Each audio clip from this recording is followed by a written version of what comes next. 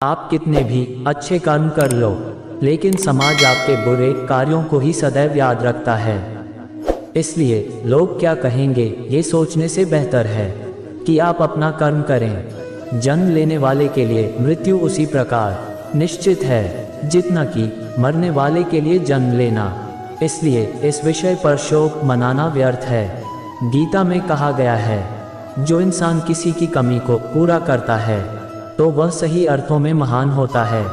तुम्हारे साथ जो हुआ वह अच्छा हुआ, जो हो रहा है वो भी अच्छा है, और जो होगा वो भी अच्छा होगा। गीता के अनुसार जिंदगी में हम कितने सही हैं और कितने गलत हैं, ये केवल दो लोग जानते हैं, एक परमात्मा और दूसरी हमारी अंतरात्मा। जीवन का आनंद ना तो भूतकाल में है और ना भविष्यकाल में, बल्कि जीवन तो बस वर्तमान को जीने में है। जब तक शरीर है तब तक कमजोरियां तो रहेगी ही, इसलिए कमजोरियों की चिंता छोड़ो और जो सही कर्म है उस पर अपना ध्यान लगाओ। अर्जुन, तुम भला क्यों रोते हो? तुमने जो खोया क्या वह तुमने पैदा किया था? आज जो तुम्हारा है वह कल किसी और का होगा, क्योंकि परिवर्तन ही संसार का नियम है। किसी का अच्छा ना कर सको तो बुरा भी मत करना, क्योंकि दुनिया कमजोर है लेकिन दुनिया बनाने वाला नहीं। यदि कोई व्यक्ति विश्वास के साथ इच्छित वस्तु को लेकर नित्य चिंतन करता है तो वह जो चाहे वह बन सकता है। सच्चा धर्म यह है कि जिन बातों को इंसान अपने लिए अच्छा नहीं समझता उन्हें दूसरों के लिए भी प्रयोग ना करें। कोई भी व्यक्ति अपने विश्वास से बनता है, वह जैसा विश्वास करता है उसी अनुरूप बन जाता है। मेरे लिए समस्त प्राणी एक समान हैं, ना तो कोई मुझे अत्यधिक प्रिय है और ना ही कम, लेकिन जो मेरी भक्ति पूरे मन से करते हैं मैं सदैव आवश्यकता पड़ने पर उनके काम आता हूँ। मन की शांति से बढ़कर इस संसार में कोई भी संपत्ति नहीं है। जो मनुष्य फल की इच्छा का त्याग करके केवल कर्म पर ध्यान देता है तो वह अवश्य ही जीवन में सफल होता है। कोई भी इंसान जन्म से नहीं बल्कि अपने कर्मों से महान बनता है।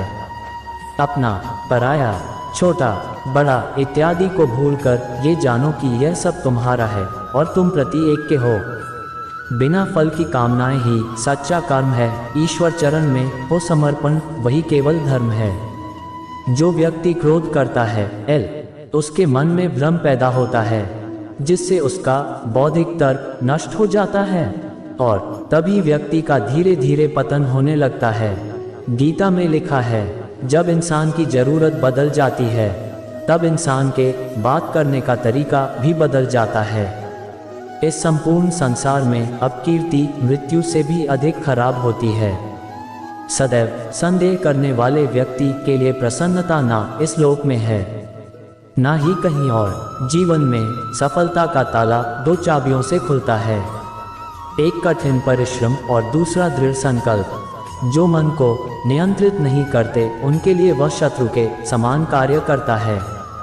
कठिन परिश्रम से बचने के लिए व्यक्ति को भाग्य और ईश्वर की जैसे बहानों के बजाय चुनौतियों का सामना करना चाहिए।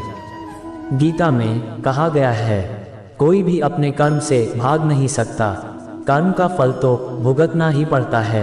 मनुष्य को अपने कर्मों के अच्छे और बुरे फल के विषय में सदैव सोचकर चिंताग्रस्त नहीं होना चाहिए।